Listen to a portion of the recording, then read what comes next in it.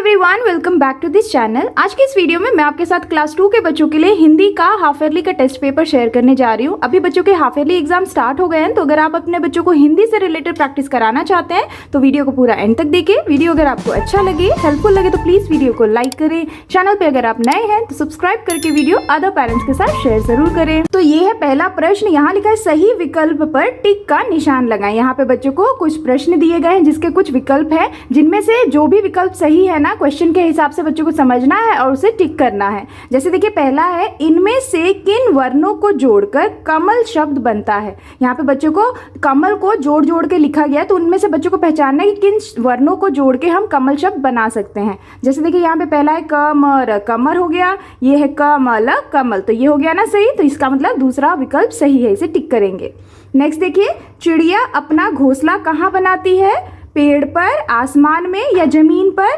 तो चिड़िया अपना घोंसला कहाँ बनाती है, पेड़ पर, तो पहला विकल्प सही है, टिक करना है। नेक्स्ट देखिए, पत्तियों का रंग कैसा होता है, काला, हरा या पीला। तो पत्तियों का रंग कैसा होता है, हरा, यानी कि दूसरा विकल्प सही है। सेम वे नेक्स्ट है, पढ़ाने का काम कौन करता है। तो हमें कौन पढ़ाता है, हलवाई, दर्जी या शिक्षक। तो हमें पढ़ाने का काम कौन करता है, शिक्षक, यानी कि तीसरा विकल्प सही है।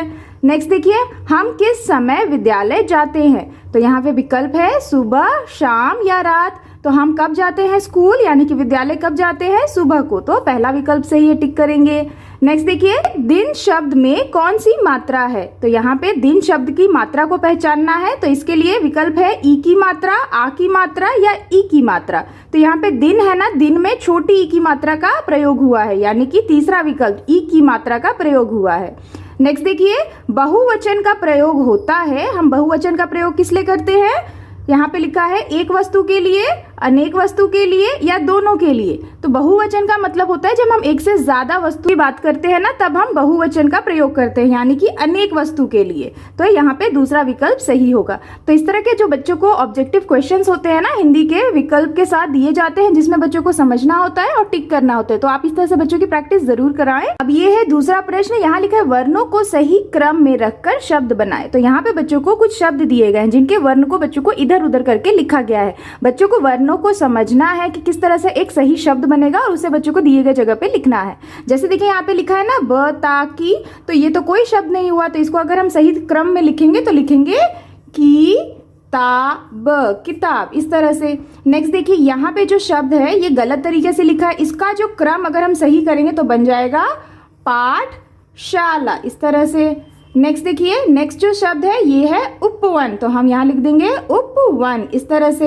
उसी तरह से नेक्स्ट यहाँ पे जो शब्द बनेगा ये हो जाएगा लड़का, तो हम यहाँ लिख देंगे।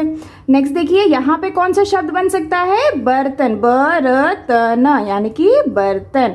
तो इस तरह से बच्चों को जो भी शब्द पढ़ाए जाते हैं ना, उसे इस तरह से गलत तरीके से लिख के बच्चों को सही करने के लिए दिया जाता है। आप इस तरह से बच्चों की प्रैक्टिस जरूर कराएं। ये है तीसरा प्रश्न। यहाँ लिखा है सही या गलत का निशान लगाएं। तो यहाँ पे बच्चों को वाक्य दिए गए हैं, जिसमें बच्चों को पढ़ना है वाक्यों को और समझना है कि वो वाक्य सही है या गलत है। सही है तो टिक का निशान लगाना है और गलत है तो गलत, यानी कि क्रॉस का निशान लगाना है। जैसे देखिए पहला यहाँ पे लिखा है वर्णों के सही मेल से वाक्य बनता है। तो क्या ये सही वाक्य है।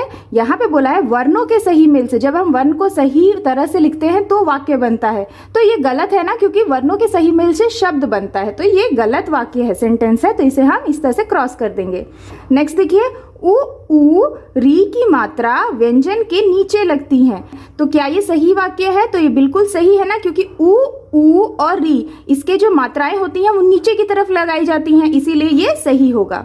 नेक्स्ट देखिए, अ की कोई मात्रा नहीं होती है। तो ये भी वाक्य सही है, अ की कोई मात्रा नहीं होती, तो टिक कर देंगे।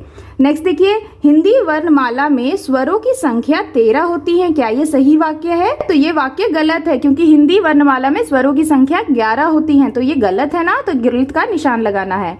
नेक्स्ट देखिए, उल्टा अर्थ बताने वाले शब्दों को विलोम कहते हैं। ये बिल्कुल वाक्य सही है, क्योंकि उल्टे अर्थ वाले शब्द को हम विलोम शब्द भी कहते हैं ना, तो इसे हम टिक कर देंगे। नेक्स्ट देखिए, सूर्य और रवि समान अर्थ वाला शब्द है। सूर्य का मतलब होता है सूरज और रवि का भी मतलब होता है सूरज, यानी कि दोनों के अर्थ बराबर है ना, समान है, इसीलिए ये वाक्य सही है, तो इसे टिक कर देंगे। तो इस तरह से बच्चों को आपको समझाना है। इस तरह से बच्चों को वाक्य दिए जा सकते हैं ट्रू एंड फॉल्स वाले, और बच्चों की घर पे प्रैक्टिस जरूर कराएं। ये है चौथा प्रश्न, यहाँ दिया है दिए गए अंकों को शब्दों में लिखिए। तो यहाँ पे बच्चों को कुछ अंक दिए गए हैं हिंदी के, जिसे बच्चों को शब्दों में लिखना है। जैसे देखिए पहला है, यहाँ पे जो अंक है इसे हम क्या कहते हैं, इसे हम कहते हैं 22। यहाँ पे है 2 2 यानी कि बनता है 22, तो हम लिख देंगे यहाँ पे 22 इस तरह से। नेक्स्ट देखिए यहाँ पे ये कौन सा अंक है, ये है 7, तो हम यहाँ लिख देंगे 7। नेक्स्ट देखिए यहाँ पे है 2 और ये है 4 यानी कि बनता है 24, तो हम यहाँ पे लिख देंगे 24 इस तरह से। नेक्स्ट देखिए ये क्या है, ये है 6, तो हम यहाँ लिख देंगे 6 इस तरह से। नेक्स्ट देखिए यहाँ पे ये क्या है, ये है अंक 20, तो हम यहाँ लिख देंगे 20। उसी तरह से यहाँ पे ये क्या है, ये है अंक 8। इस तरह से बच्चों को अंकों को शब्दों में लिखना कई जगह पे 20 तक और कई जगह पे 50 तक समझाया जाता है, पढ़ाया जाता है। तो आप इस तरह की वर्कशीट देते हुए बच्चों की प्रैक्टिस जरूर कराएं। अब ये है 5वां प्रश्न, यहाँ लिखा है समान अर्थ वाले शब्द पर गोला लगाएं। तो यहाँ पे बच्चों को कुछ शब्द दिए गए हैं, इनसे ही जुड़ा हुआ यानी कि इनका ही समान अर्थ वाला शब्द बच्चों को अदर साइड में ढूंढना है और गोला लगाना है। जैसे देखिए पहला है आकाश, तो आकाश के लिए यहाँ शब्द दिए गए हैं गगन, तारे या चांद। तो इसका समान अर्थ वाला शब्द कौन सा है, आकाश का मतलब गगन भी होता है ना, तो दोनों का मतलब सेम है यानी कि समान अर्थ वाला शब्द हो गया ना, इसीलिए इसको गोला कर देंगे। नेक्स्ट देखिए दोस्त, तो दोस्त के लिए यहाँ पे शब्द दिया गया है भूमि, मित्र, नभ। तो दोस्त का समान अर्थ वाला शब्द क्या हो जाएगा, मित्र, तो इसे गोला कर देंगे। नेक्स्ट देखिए यहाँ पे पृथ्वी दिया है, पृथ्वी के लिए यहाँ पे है नभ, मेघ, धरती। तो पृथ्वी को हम धरती भी कहते हैं यानी कि धरती हमारा समान अर्थ वाला शब्द हो जाएगा। नेक्स्ट देखिए वर्षा, वर्षा के लिए शब्द दिया है बरसात, विश्व, नभ। तो वर्षा को हम क्या कहते हैं, बरसात भी कहते हैं ना, यानी कि ये हो जाएगा हमारा समान अर्थ वाला शब्द। नेक्स्ट देखिए नारी, तो नारी के लिए यहाँ पे शब्द दिया है काया, महिला, आदमी। तो नारी, नारी यानी कि औरत, और इसी तरह से महिला का भी मतलब औरत होता है, तो दोनों समान अर्थ वाले शब्द हो गए, तो गोला करना है। तो इस तरह से बच्चों को समान अर्थ वाले कुछ शब्द पढ़ाए जाते हैं, जिसके लिए आप इस तरह से बच्चों की प्रैक्टिस वर्कशीट बना के बच्चों के घर पे प्रैक्टिस जरूर कराएं। अब ये है छठा प्रश्न, यहाँ लिखा मिलती जुलती ध्वनि वाले शब्द लिखें। तो यहाँ पे बच्चों को कुछ शब्द दिए गए हैं, इनसे ही मिलता जुलता ध्वनि वाला शब्द बच्चों को सोचना है और दिए गए जगह पे लिखना है। जैसे देखिए पहला है मणिया, तो मणिया का मिलता जुलता ध्वनि वाला शब्द क्या हो सकता है, जैसे कि कलियां, तो कलियां यहाँ लिख देंगे, या फिर घड़ियां, कोई भी लिख सकते हैं।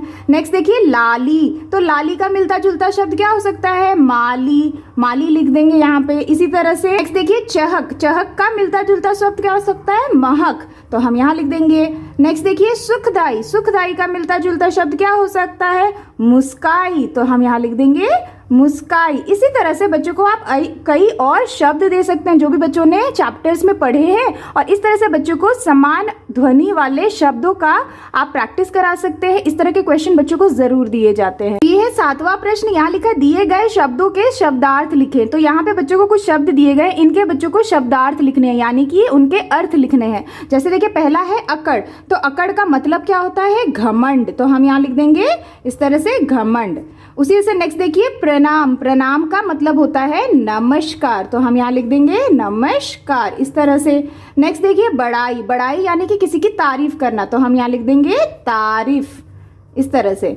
नेक्स्ट देखिए होनहार, होनहार का मतलब क्या होता है, काबिल, तो हम यहाँ लिख देंगे काबिल इस तरह से। तो इस तरह से बच्चों को कोई भी जो भी चैप्टर पढ़ाए जाते हैं ना, उसमें बच्चों को शब्दार्थ जरूर पढ़ाए जाते हैं, तो उन्हीं शब्दार्थ की प्रैक्टिस आप बच्चों को घर पे जरूर कराएं और इस तरह से बच्चों को लिखने के लिए दिए। अब ये है 8वां प्रश्न, यहाँ लिखा है इनके 2-2 शब्द लिखिए। तो यहाँ पे बच्चों को र के अलग अलग रूप के बच्चों को शब्दों को लिखना है। जैसे देखिए पहला है रू, तो रू से बच्चों को 2 शब्द लिखने हैं, जैसे कि क्या लिख सकते हैं, रुपया।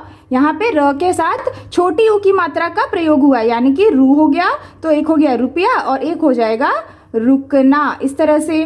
नेक्स्ट देखिए रू है, तो यहाँ पे र के साथ बड़ी ऊ की मात्रा है, तो क्या हो सकता है, रूमाल इस तरह से। उसी तरह से नेक्स्ट क्या हो सकता है, रूठना, तो हम यहाँ लिख देंगे रूठना। नेक्स्ट देखिए यहाँ पे र है ना, अब र से ही जुड़ा हुआ शब्द लिखना है, जैसे कि हम लिख सकते हैं रथ। उसी तरह से हम क्या लिख सकते हैं, रसीला, तो हम यहाँ लिख देंगे। नेक्स्ट देखिए यहाँ पे ये र के ऊपर जो लगने वाला रेफ होता है, उससे 2 शब्द लिखने हैं, जैसे कि हम क्या लिख सकते हैं, कोई नाम लिख सकते हैं, या फिर जैसे लिख सकते हैं बर्फ, बर्फ में यहाँ पे र का ये रूप आता है। उसी तरह से हम लिख सकते हैं सिर्फ, सिर्फ भी जब हम लिखते हैं तो यहाँ पे र का इस तरह से रेफ आता है, तो ये हो गया। नेक्स्ट देखिए यहाँ पे इस तरह से स्लैंटिंग लाइन, यहाँ पे साइड में जो लाइन ऐसे कट होता है ना व्यंजन के साथ, उसका 2 शब्द लिखना है, जैसे कि क्या लिख सकते हैं, क्रम, तो क्रम हम लिखते हैं तो क के साथ यहाँ पे जुड़ा हुआ ये र के साथ र का रेफ आता है। नेक्स्ट देखिए प्रणाम, तो प्र के साथ नाम आता है ना, इस तरह से हम ऐसे लिखते हैं प्रणाम, तो इसमें र का रेफ आता है। तो इस तरह से बच्चों को अलग अलग र के रूप पढ़ाए जाते हैं, उसी के शब्दों को बच्चों को लिखने के लिए दिया जा सकता है। आप ऐसे बच्चों की प्रैक्टिस जरूर कराएं। अब ये है नवा प्रश्न, यहाँ लिखा चित्र देखकर शब्द लिखिए। तो यहाँ पे बच्चों को कुछ चित्र बना के दिए गए हैं, जिन्हें बच्चों को देख के उनके शब्दों को लिखना है दिए गए जगह पर। जैसे देखिए यहाँ पे ये पहला जो चित्र है, ये कौन सा चित्र है, ये है तारा, तो हम यहाँ लिख देंगे तारा। नेक्स्ट देखिए ये क्या है, ये है राखी का चित्र, तो हम यहाँ लिख देंगे राखी। नेक्स्ट देखिए यहाँ पे नीला रंग है, यानी कि यहाँ पे हमें लिखना है नीला। उसी तरह से देखिए ये किस चीज़ का चित्र है, ये है कलश, तो हम यहाँ लिख देंगे कलश, इस तरह से। नेक्स्ट देखिए ये क्या है, ये है खीरा, तो हम यहाँ लिख देंगे खीरा। नेक्स्ट देखिए ये क्या है, ये है दिया, दिया लिख सकते हैं या फिर दीपक लिख सकते हैं, दोनों ही कहते हैं। तो इस तरह से बच्चों को कोई भी चित्र दे दिए जाएंगे और उनके नामों को, शब्दों को बच्चों को लिखने के लिए दिया जा सकता है। आप इस तरह से बच्चों को पिक्चर देते हुए बच्चों के घर पे प्रैक्टिस जरूर कराएं। It's all for today's videos friends. I hope कि आपके बच्चों के लिए ये हिंदी का हाफ ईयरली का टेस्ट पेपर काफी हेल्पफुल रहा होगा। अगर वीडियो आपको अच्छा लगा हो, बच्चों के लिए हेल्पफुल लगा हो, तो प्लीज वीडियो को लाइक करें। चैनल पे अगर आप नए हो तो सब्सक्राइब करना ना भूलें। मिलती हूँ आपसे नेक्स्ट वीडियो या वर्कशीट के साथ, तब तक के लिए take care and bye bye.